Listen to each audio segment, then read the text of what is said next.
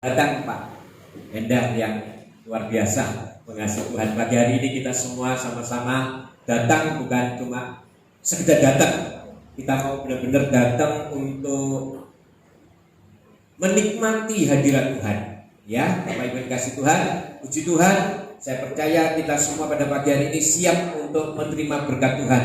Tuhan Yesus itu sangat mengasihi setiap kita, Bapak Ibu yang dikasih Tuhan. Amin. Tuhan Yesus itu sangat mengasihi setiap kita. Tuhan tidak pernah membiarkan setiap saudara dan saya. Dia selalu ada bersama dengan kita. Ya, Dia memberikan perhatiannya untuk saudara dan saya.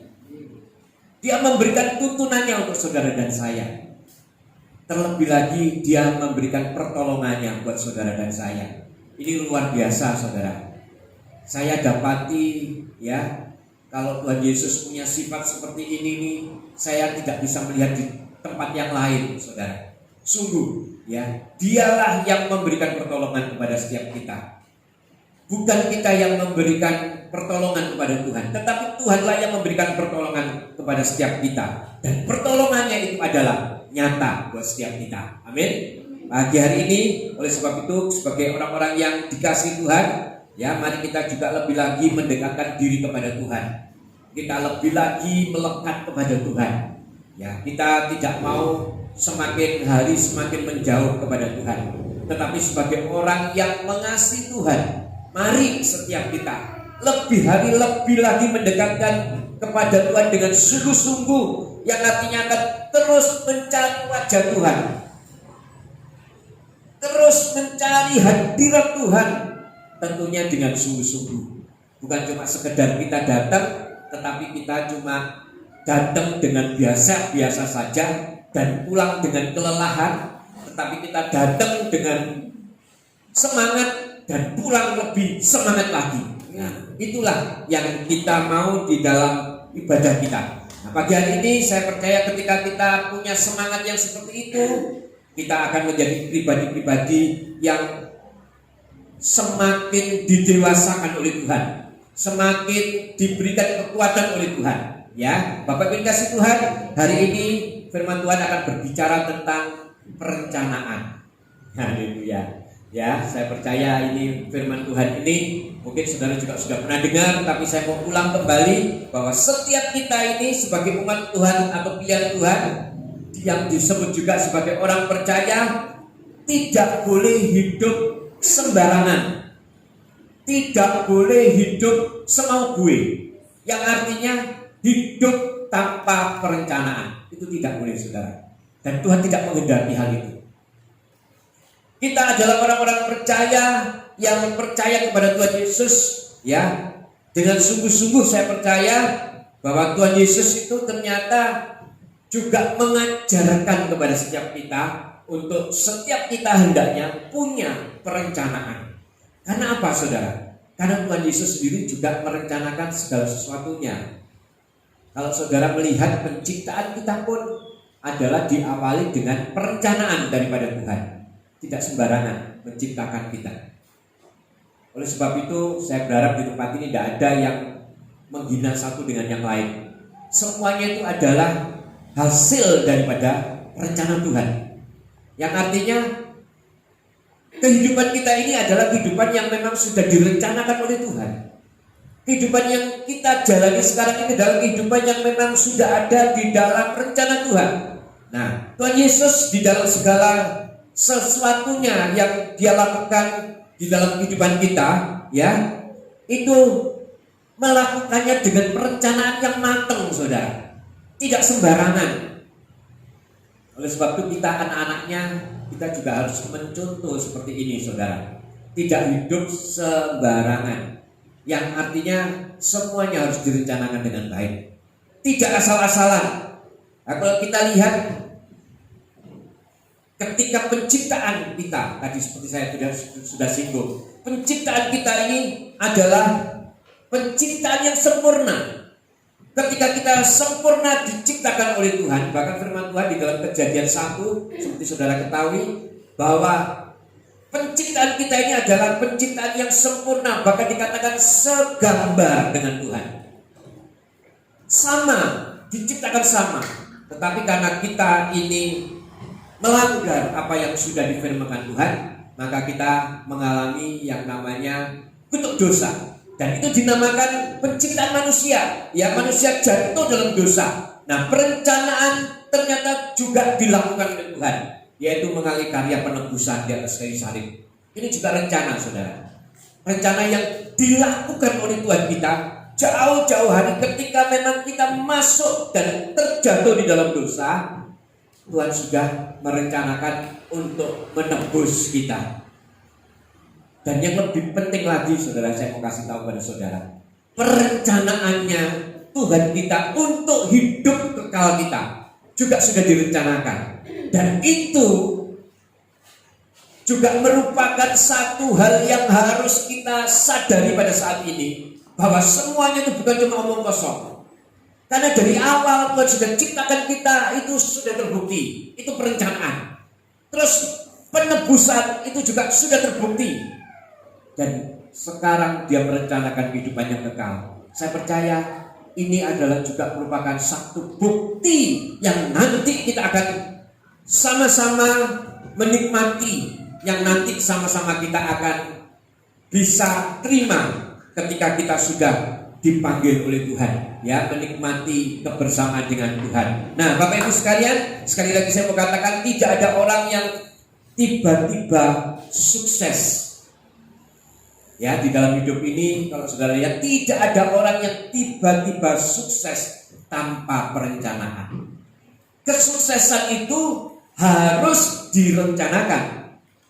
Kalau tidak ada perencanaan, ya, saya percaya sulit kita akan mencapai yang namanya kesuksesan. Dan kesuksesan itu sebetulnya adalah proses, saudara. Nah, proses ini, ya, harus diawali dengan perencanaan. Tidak boleh sembarangan. Nah, saudara, sekarang kalau merasa aku mau diberkati Tuhan, aku mau hidup diberkati oleh Tuhan, ya harus direncanakan. Tidak boleh kita asal, pokoknya aku harus diberkati Tuhan. Nah, rencanamu gimana? Ya aku diam saja, tidak punya rencana. Tidak boleh, saudara. Kita juga harus punya rencana, karena kesuksesan itu adalah proses, sebuah proses yang diawali dengan perencanaan. Dan perencanaan ini saya mau katakan pada saudara, menentukan kesuksesan saudara. Perencanaan yang baik akan menentukan kesuksesan kita. Saya akan masuk lebih dalam lagi kepada saudara supaya saudara tidak bingung. Nah, ya, pada pagi hari ini saya mau katakan sekali lagi dulu, saya mau bawa dulu, nanti saya akan masuk secara alkitabiah supaya kita bisa mengerti, bukan cuma sekedar kita ngomong secara akal budi, tetapi ini adalah merupakan kebenaran firman Tuhan yang akan saya combine atau saya gabungkan sehingga kita bisa mengerti apa sih dimaksud dengan firman Tuhan pada pagi hari ini, ya. Nah, sekali lagi saya mau katakan, jika perencanaan kita tidak matang, apalagi terlihat asal-asalan, maka hasil kita pasti juga tidak akan sukses. Hasil kita pasti juga tidak akan mengalami kesuksesan, alias hasilnya pasti gagal. Jadi Bapak Ibu yang kasih Tuhan, sebaiknya setiap kita harus memiliki perencanaan yang bagus dan matang. Maka tidak akan mungkin saudara kesuksesan itu akan kita peroleh jika tanpa perencanaan yang matang. Harus direncanakan, ya. Gagal perencanaan berarti gagal kesuksesan. Gagal merencanakan sesuatu berarti kita gagal akan pelaksanaannya.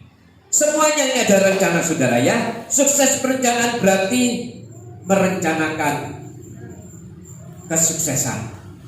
Sukses perencanaan berarti menyukseskan, ya, kesuksesan. Ini harus kita tahu, saudara, sebagai orang percaya. Nah, sekali lagi kita lihat di dalam firman Tuhan. Saya mau masuk di dalam Amsal 19 ayat yang ke-21.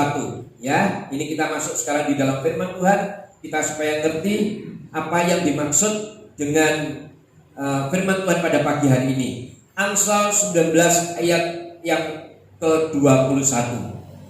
Ya, demikian firman Tuhan. Banyaklah rancangan di hati manusia, tetapi keputusan Tuhanlah yang terlaksana. Katakan amin, saudara. Apa yang saudara dapat dari firman Tuhan pada pagi hari ini? Firman Tuhan ini ada dua hal kalau kita cermati, saudara. Yang pertama adalah berbicara tentang manusia yang berencana. Yang kedua adalah Tuhan yang menentukan. Jadi ternyata dua hal ini saling berkaitan. Kenapa saya selalu katakan kalau Tuhan itu memberi kebebasan buat setiap kita, dan itu memang sudah terbukti sampai saat ini. Dia tidak pernah memaksa saudara untuk supaya saudara berbuat A atau berbuat B. Tetapi Tuhan selalu memberikan pilihan kepada setiap kita. Ya, Dia memberikan pilihan kepada setiap kita untuk kita bisa memilih. Tetapi sesungguhnya Tuhan juga memberikan tuntunan kepada kita bahwa kalau kita memilih A, hasilnya seperti ini. Kalau kita memilih B, hasilnya seperti ini. Dan seringkali manusia sudah tahu itu, saudara, tetapi masih melanggar apa yang menjadi kehendak Tuhan. Nah, pagi hari ini di dalam firman Tuhan ini, Amsal Soleman, ya, Salomo juga memberikan kepada setiap kita bahwa sesungguhnya manusia itu punya rencana, tetapi Tuhan yang menentukan. Ini ditegaskan oleh hambanya, ya, supaya setiap kita mengerti bahwa sesungguhnya ada dua faktor yang kita harus mengerti dan kita lakukan bersama. Ya, sebagai manusia kita harus berencana, tetapi semuanya tergantung keputusan Tuhan. Yang berarti kita wajib memang berencana. Kita wajib punya rencana, saudara. Nah, beberapa hal yang harus kita perhatikan di dalam membuat perencanaan. Ketika kita dikasih kebebasan, ketika kita diberi kebebasan oleh Tuhan untuk berencana, ternyata Tuhan itu juga memberikan tuntunan buat setiap kita. Dia bukan cuma sekedar wes berencana kamu, tetapi ada aturan-aturannya. Karena kita adalah sebagai orang percaya, kita tidak seperti orang dunia, saudara. Kalau orang dunia itu merencanakan segala sesuatunya, boleh dikatakan matang, boleh dikatakan sempurna, tetapi semuanya itu murni dia lakukan tidak dengan dua unsur yang tadi saya katakan, saudara. Ya, dia selalu cuma berencana dan berencana. Tetapi kita sebagai orang percaya, firman Tuhan mengatakan bahwa semuanya ternyata tergantung dengan keputusan Tuhan. Yang artinya apa, saudara? Yang artinya setiap kita ini ketika berencana, yang pertama kali yang harus kita lakukan adalah supaya setiap kita dalam segala perencanaan kita, ya, melibatkan Tuhan. Ini yang pertama sekali, saudara, yang saya mau tegaskan kepada saudara. Mari kita lihat di dalam Yakobus 4 ayat yang ke-15. Yakobus 4 ayat yang ke-15. Nah, ini sikap dari orang percaya yang tentunya tidak sama dengan sikap orang dunia. Ini sikap yang harus benar-benar saudara bisa terapkan di dalam perencanaan saudara. Di dalam Yakobus 4 ayat 15 mengatakan, sebenarnya kamu harus berkata, jika Tuhan menghendakinya, kami akan hidup dan berbuat ini dan itu. Nah, ini ternyata firman Tuhan mengingatkan buat kita. Berencanalah kamu. Memang perencanaan itu menentukan. Tidak bisa asal-asalan, saudara. Semuanya harus direncanakan. Perencanaan yang matang menentukan hasil. Nah, perencanaan ini Tuhan katakan kita sebagai orang yang percaya tentulah tidak sama perencanaannya dengan orang dunia. Orang dunia cuma melihat fakta mungkin. Orang dunia cuma melihat kenyataan yang di depan mata. Tetapi kita sebagai orang-orang percaya tentunya melihat, ya, dan merasakan semuanya karena tuntunan daripada Tuhan. Sebab kita ini melibatkan Tuhan, yang artinya kita ini sungguh-sungguh menyadari bahwa rencana kita boleh banyak, rencana kita boleh sempurna, tetapi kita harus dengan rendah hati mengatakan kalau keputusan ada di dalam tangan Tuhan. Ini yang menjadikan yang berbeda, saudara. Jadi yang pertama kita harus tahu perencanaan itu yang kita lakukan haruslah melibatkan Tuhan. Kenapa saya katakan seperti itu? Sebab sudah terbukti kalau Tuhan Yesus adalah pakarnya perencanaan. Tadi sudah saya katakan saudara ya, pakarnya perencanaan. Dia merencanakan segala sesuatunya ya tentang kita di masa sekarang dan di masa akan datang. Sudah ada perencanaan tentang kita. Tuhan Yesus itu sangat-sangat dengan detail saudara merencanakannya. Nah, pagi hari ini saudara ada dua pilihan yang harus saudara pilih ketika saudara mendengarkan firman Tuhan ini. Ketika saudara mendengarkan Yakobus 4 ayat 15 ini, ada dua hal yang harus saudara pilih ya. Mau tetap punya hati yang rendah hati dengan melibatkan Tuhan, atau kita pilih menjadi pribadi-pribadi yang sombong dengan mengatakan aku punya planning, ini hasilku, ini kepintaranku, ini semua karena aku, semuanya aku saudara. Nah, firman Tuhan memberikan pilihan kepada kita. Kalau sikap kita sebagai orang percaya tentunya nggak seperti itu. Yakin betul bahwa kita ini memang Tuhan berikan hikmat, tetapi jangan sampai kita menjadi pribadi yang sombong, ya, pribadi yang merasakan, oh semua karena aku, untung lo ada aku, ya, di dalam segala hal saudara, untung ada aku. Oleh sebab itu, saya mau kita semua ini saudara mau belajar untuk hidup sungguh-sungguh di dalam perencanaan dan melibatkan Tuhan. Karena tanpa Tuhan, sepinter-pinternya kita, sejago-jagonya kita, kalau saudara menyadari sebagai orang percaya, pasti saudara akan dengan sangat sadar kalau saudara pasti akan melibatkan Tuhan dan menyatakan aku tidak bisa apa-apa tanpa Tuhan. Oleh sebab itu perlu buat setiap kita di dalam segala hal, di dalam bisnis kita juga perlu perencanaan. Saya yakin kita tidak akan melakukan pekerjaan kita tanpa perencanaan. Direncanakan dengan matang, saudara. Jangan kita punya prinsip, wah aku sebagai orang percaya, aku kan sebagai orang Kristen, wis pokoknya mengalir, wis pokoknya jalan. Waduh, jangan saudara. Kalau saudara punya prinsip seperti itu, siap-siap saudara terus menjerit padahal Tuhan sudah berikan tuntunan kepada kita. Jadi harus direncanakan ya saudara.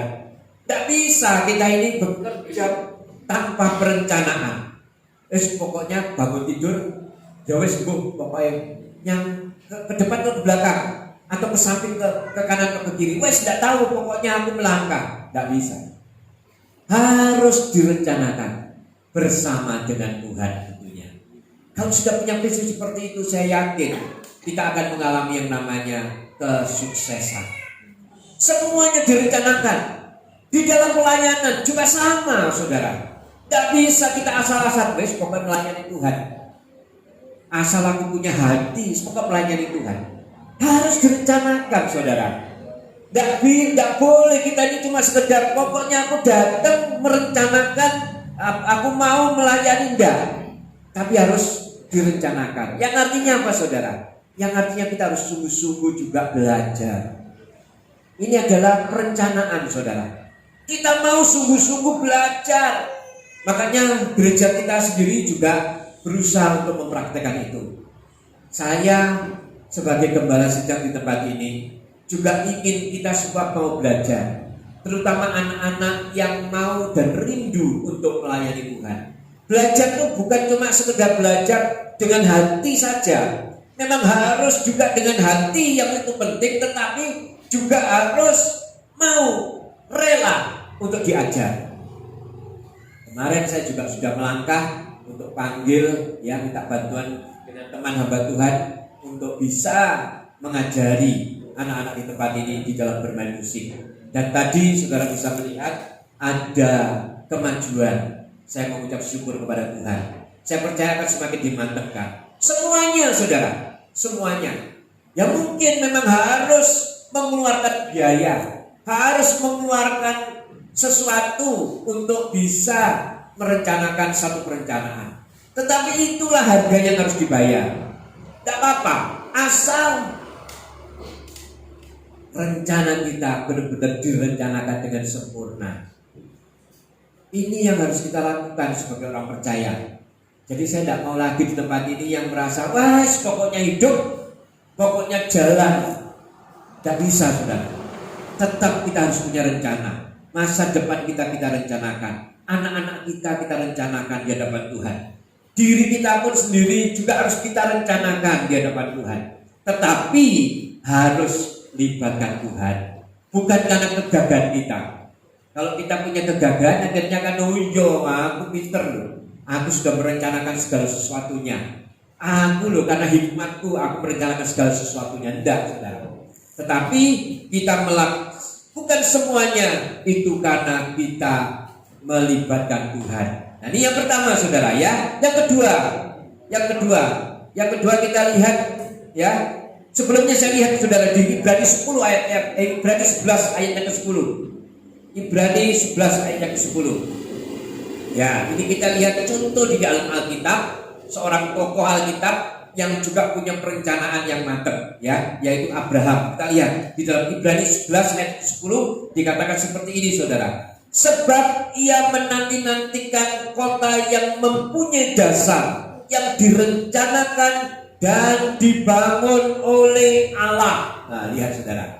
Jadi perencanaan itu kadang juga kita harus tunggu, tapi kita sudah rencanakan. Sudah tahu rencana yang harus dilakukan. Semuanya harus direncanakan. Tidak boleh berhenti dan puas di dalam satu titik yang sekarang kita sedang jalani. Saya sendiri pun sebagai hamba Tuhan juga tidak mau berhenti di dalam belajar, saudara. Sampai detik ini pun saya juga belajar. Makanya beberapa hari ini sore saya belajar, ya walaupun melalui Zoom. Tapi itu saya penting buat saya juga. Saya tidak mau berhenti di dalam satu titik yang tidak belajar. Karena kita ini harus merencanakan terus dan direncanakan terus di dalam perencanaan. Tetapi saya libatkan Tuhan. Saya mau belajar bersama-sama walaupun Zoom, ya.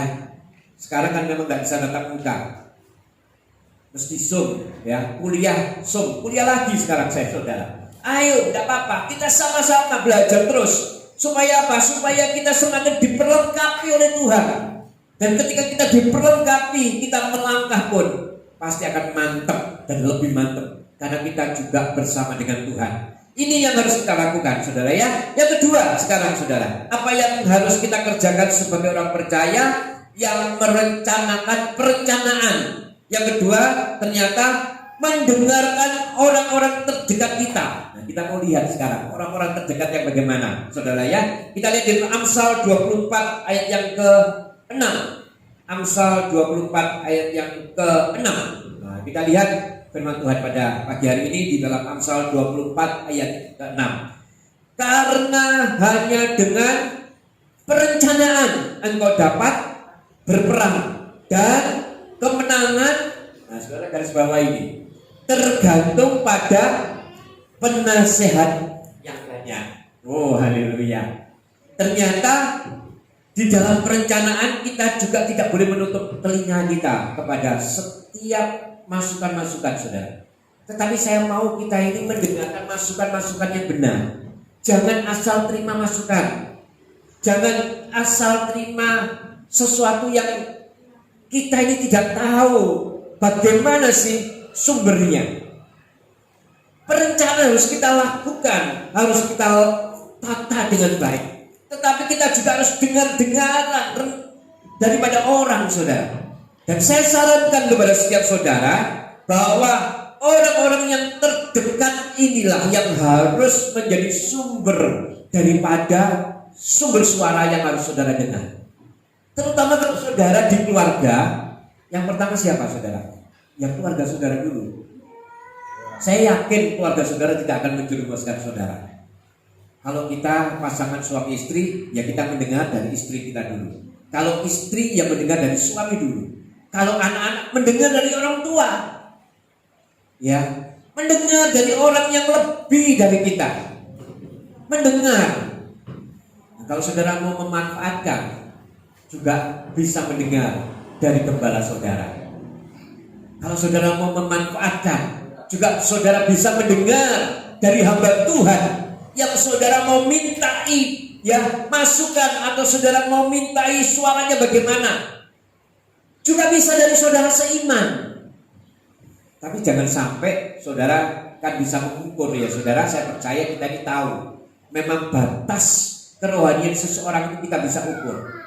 Kita bisa tahu dari kehidupan sehari-hari, kita bisa tahu dari perkataan, kita bisa tahu dari tingkah laku, bagaimana seseorang itu di dalam kerohaniannya, ya dia sungguh-sungguh di dalam Tuhan. Bukan kita menjustifikasi, bukan kita menghakimi, tapi roh kita pasti tahu, merasakan. Oh, orang ini sungguh-sungguh gak dalam Tuhan ya. Suaranya patut gak saya dengar. Orang ini sungguh-sungguh gak melekat kepada Tuhan. Suaranya ini bisa tak perdengarkan enggak? Bisa tak turuti enggak? Ini harus menjadi pertimbangan. Nah, kalau saudara ragu, kalau saudara mau, saudara bisa tanya kepada orang yang terdekat dan yang sudah ditugaskan oleh Tuhan.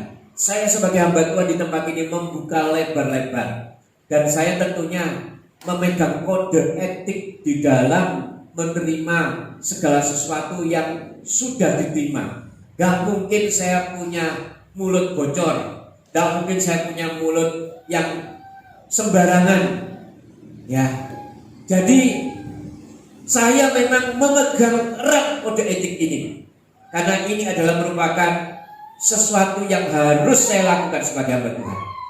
Jadi harus ada suara-suara yang terdengar, yang harus saudara dengarkan, karena ini menentukan juga sikap saudara di dalam langkah perencanaan saudara. Gak asal-asalan gitu loh saudara. Apalagi mengambil satu keputusan yang penting, mengambil segala keputusan yang sangat vital mungkin di dalam pekerjaan, di dalam keluarga. Semuanya ini harus dengan sungguh-sungguh saudara ambil keputusan dengan perencanaan. Tidak boleh sembarangan. Saya takutnya kita akan mengambil keputusan salah, ya. Terutama juga mungkin anak-anak muda mengambil keputusan untuk melakukan ini, melakukan itu. Ini perlu sekali untuk bisa mendengar, ya, mendengarkan masukan-masukan, suara-suara yang positif. Dan ini menentukan masa depan mereka. Jadi saya mau setiap kita ini sungguh-sungguh, ya saudara, supaya kita ini tidak boleh merasa diri kita ini tahu segalanya. Saya percaya, saya sendiri pun sebagai hamba Tuhan seperti tadi saya katakan, saya tidak tahu segalanya saudara. Saya ini sangat lemah, saya ini sangat tidak mengerti apa-apa. Oleh sebab itu saya tetap berencana dan berencana terus untuk belajar. Saya tidak mau ketinggalan. Saya terus belajar, saya harus tahu, saya harus mengerti. Karena apa? Kalau saya sampai ketinggalan, ya, saya akan menjadi orang-orang yang akhirnya juga akan mengalami kegagalan di dalam segala sesuatu. Saya tidak mau. Oleh sebab itu, mari sama-sama saudara ya, kita harus semakin banyak penasihat-penasihat yang positif. Maka saya percaya akan membuat setiap kita semakin matang di dalam perencanaan kita. Penasihat-penasihat yang positif, yang memberikan masukan-masukan yang positif, ya. Dan saya sarankan jangan asal meminta dan mendengar nasihat daripada orang. Saudara harus pilih-pilih. Kalau saudara sekedar mendengar nasihat dari orang yang bukan pilihan, saya takutnya bukan mencari nasihat, tetapi menjadi ngerumpi.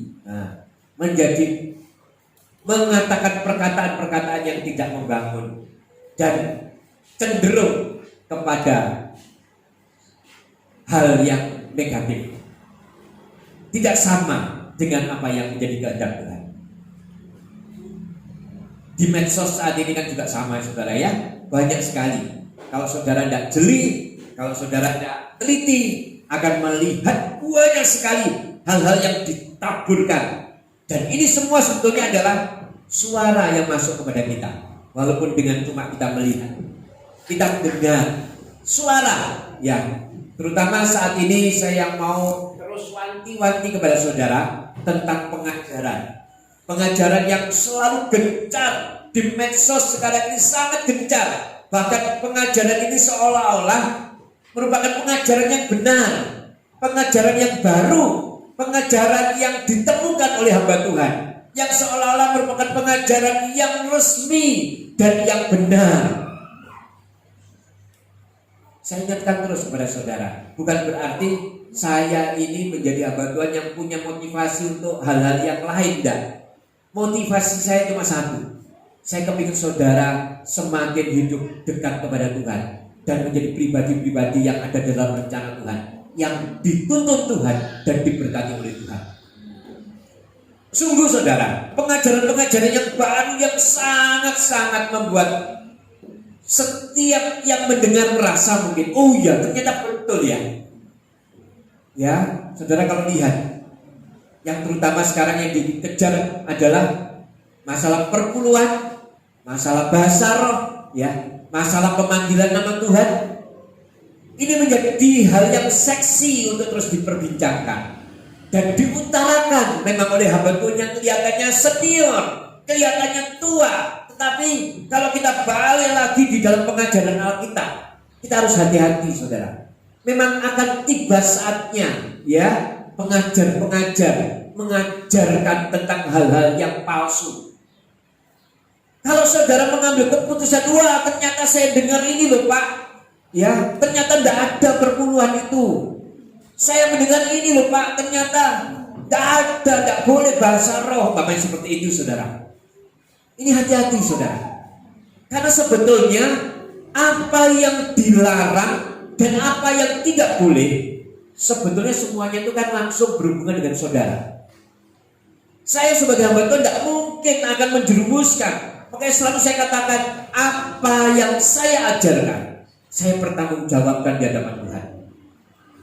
Kalau mereka mengajarkan, ya sudah sekedar dia ngomong Pak, asal banyak pengikut.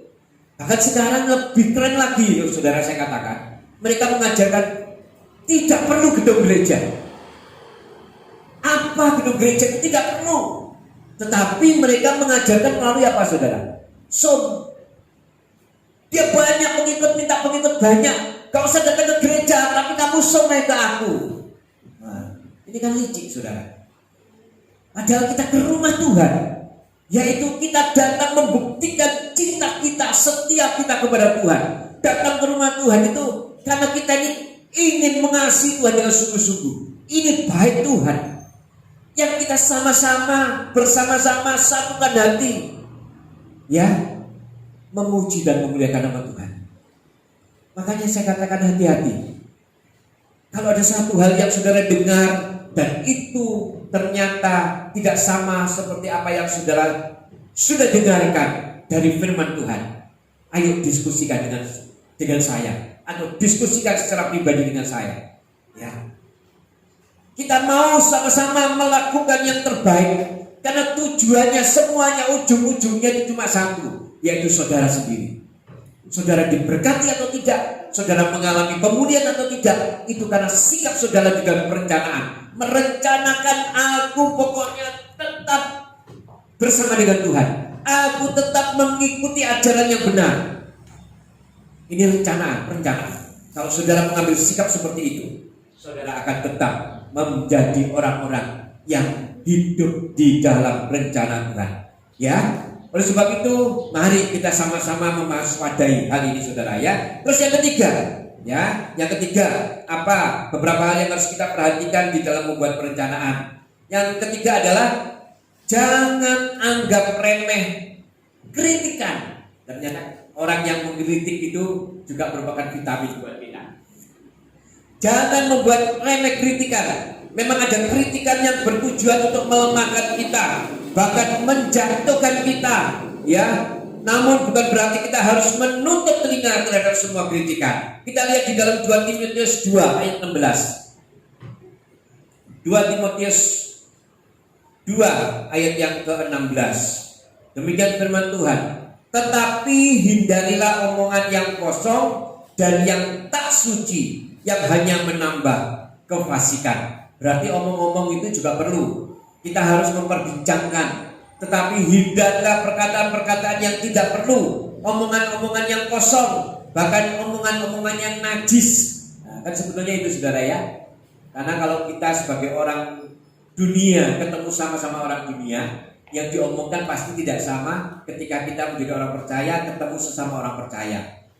Orang percaya, saya yakin kalau ketemu pasti yang diomongkan tentang kebaikan Tuhan, tentang kehidupan keluarga, tentang kehidupan masa depan, tentang kehidupan hal-hal yang nyata, ya, yang baik. Tetapi kalau kita bersama dengan orang dunia, mungkin yang diomongkan itu hal-hal yang tidak berkenan, hal-hal yang najis kadang-kadang bisa kita bicarakan. Oleh sebab itu kita tidak boleh meremehkan, ya, kritikan, ya.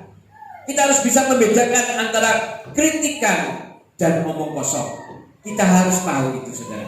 Jadi ini yang harus kita lakukan, menjadi pribadi-pribadi yang tidak menganggap remeh kritikan. Kritikan, semakin banyak kritikan, semakin kita akan menjadi pribadi yang semakin kuat. Saya sangat suka, ya, dengan saudara saya Pak Surya mengatakan, kritik Pak, kritik, kalau omongan kritik, ya, banyak kritikan, saya senang dikritik. Nah, ini ternyata memang firman Tuhan.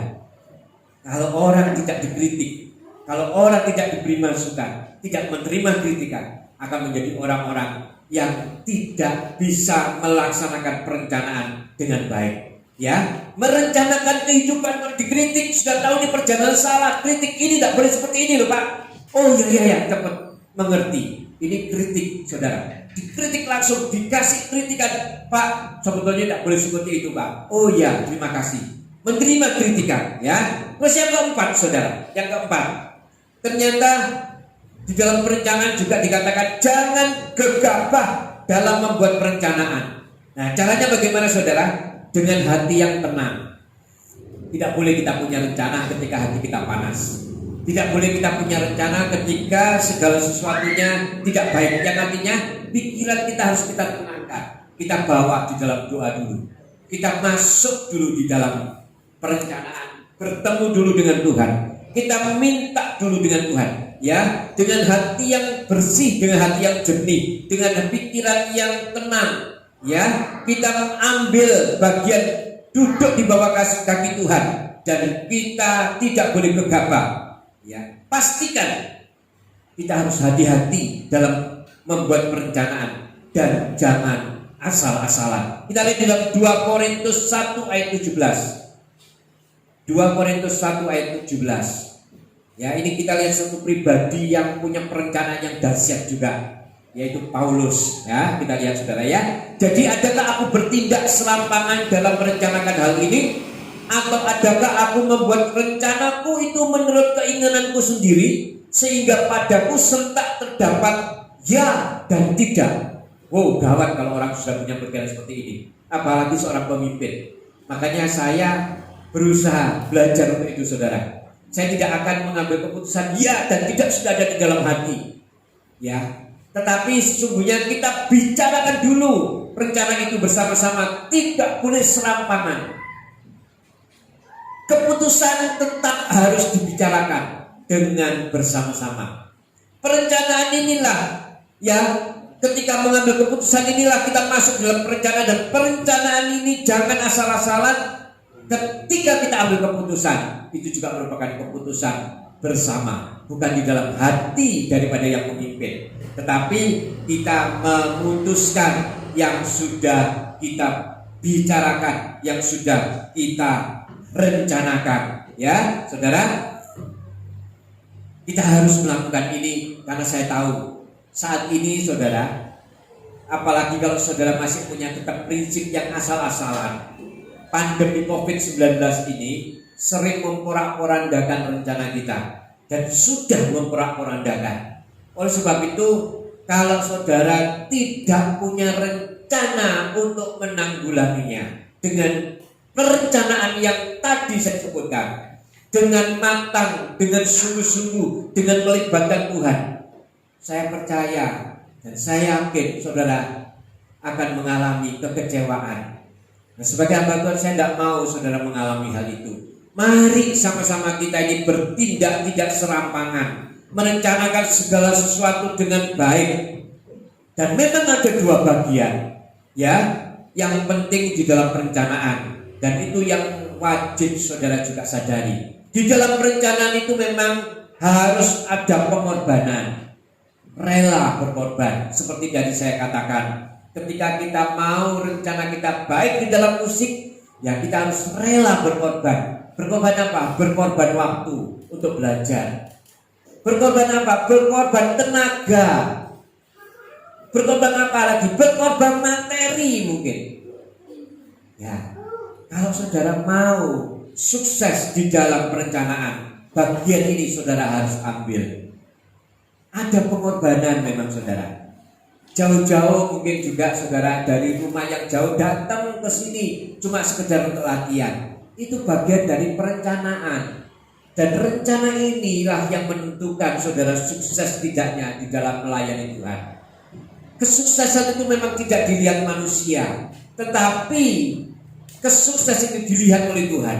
Kalau hati kita sungguh-sungguh, kalau hati kita benar-benar melekat kepada Tuhan, saya percaya apa yang kita rencanakan pasti menghasilkan hasil yang sedap dipandang oleh manusia, juga sedap dipandang oleh Tuhan. Ini yang harus kita bisa mengerti. Makanya seringkali saudara ya, di dalam musik saya kan juga tidak pernah menuntut saudara untuk harus seperti ini, seperti itu. Bahkan salah ya wes salah, gak apa-apa, jalannya dhisik. Lama-lama kan benar, lama-lama kan betul. Asal saya juga mau saudara jangan asal-asalan. Asal saya mau saudara jangan cuma sekedar melakukan, tapi benar-benarlah melakukannya dengan hati dan bersama dengan Tuhan. Kalau saudara benar-benar melakukan hal itu, ya memang dibutuhkan pengorbanan. Ini harus saudara garis bawahi. Tidak bisa saudara pinter tanpa korban. Saya juga seperti itu tadi ya, saya katakan saya harus kuliah lagi, itu pengorbanan. Saya harus konsentrasi dalam kuliah, saya harus konsentrasi dalam khotbah, saya harus konsentrasi dalam tugas saya mengerjakan materi-materi apa yang harus saya sampaikan kepada dosen. Ini semua juga harus saya lakukan, saudara. Ini dibutuhkan pengorbanan. Kalau ini tidak kita lakukan, saya yakin perencanaan kita pasti akan gagal. Dan yang kedua, di dalam perencanaan bagian yang penting yang kedua adalah juga harus latihan, saudara. Ada latihan. Latihan untuk merencanakan. Diperlukan latihan. Nah, saudara kan bisa lihat juga. Main musik juga latihan. Ya. Seperti ini, saya khotbah juga latihan. Latihan apa? Latihan untuk menyampaikan terus isi hati Tuhan. Apa yang saya dapat saya sampaikan, saya sampaikan, saya sampaikan. Ya. Terus dilatih terus. Tidak bosan dengan kata-kata Tuhan tidak mau aku menyampaikan kebenaran firman Tuhan. Cukup ganti orang lain. Enggak, saudara. Itu namanya kita tidak mau berlatih. Dibutuhkan pengorbanan memang saudara ya. Dibutuhkan juga latihan. Ketika dua bagian penting ini saudara ambil, saya percaya kita menjadi pribadi-pribadi yang sukses di dalam perencanaan. Mau saudara? Lakukan dengan sungguh-sungguh. Ketika kita menjadi pribadi yang seperti itu, karena Tuhan Yesus sendiri juga adalah pribadi yang menjadi perencana yang hebat, yang dahsyat, dan rencananya itu semuanya terbukti. Rencananya itu tidak ada yang gagal karena direncanakan dengan sempurna. Direncanakan dengan sungguh-sungguh. Makanya saya mau kita semua tempat ini juga seperti itu, ya. Jadi tidak sekedar asal-asalan. Loh, kalau ketemu orang, loh Pak, bagaimana kabarnya? Baik, lah terus bagaimana rencananya? Ya wis Pak, pokok melangkah asal-asalan. Jangan saudara. Tetap punya planning. Ya rencanaku seperti ini sudah saya bawa dalam doa. Aku bersama dengan Tuhan. Tidak ngawur, tidak asal-asalan. Kalau seperti itu nanti jadi orang itu bisa melihat daripada hasilnya apa yang kita sudah rencanakan. Ya, saudara, kita mau belajar lebih dalam lagi seperti yang sudah difirmankan pada pagi hari ini. Saya percaya firman Tuhan yang saya sampaikan ini memang sederhana dan intinya cuma di dalam rencana. Tetapi tidaklah rencana ini sungguh-sungguh, saudara perhatikan. Karena seringkali iblis itu bermain di situ, saudara. Ketika hal ini sepele, rencana, dia memporak-porandakan. Wis gak perlu rencana, kamu gak punya Tuhan. Wis gak perlu kamu berencana, kamu gak punya kepintaran. Wis gak perlu rencana. Nah, hati-hati saudara. Ini adalah hal yang ditakdirkan oleh iblis kepada setiap kita. Kita harus tetap berencana, punya rencana. Tetapi rencana yang bagaimana? Tentunya tidak sama rencana kita dengan rencana dunia. Rencana kita adalah rencana orang-orang yang mengasihi Tuhan, rencana orang-orang yang membutuhkan Tuhan, rencana orang-orang yang memerlukan Tuhan. Beda dengan orang-orang yang punya rencana dengan kepintaran sendiri. Oleh sebab itu, perencanaan ini harus saudara lakukan. Libatkan Tuhan. Saya percaya kita menjadi manusia-manusia yang sukses di dalam perencanaan kita bersama dengan Tuhan. Puji nama Tuhan. Saya tidak perpanjang firman Tuhan. Saya mau kita sama-sama merenungkan firman yang sudah saya sampaikan. Biarlah ini memberkati setiap kita. Saya udah pemain musik.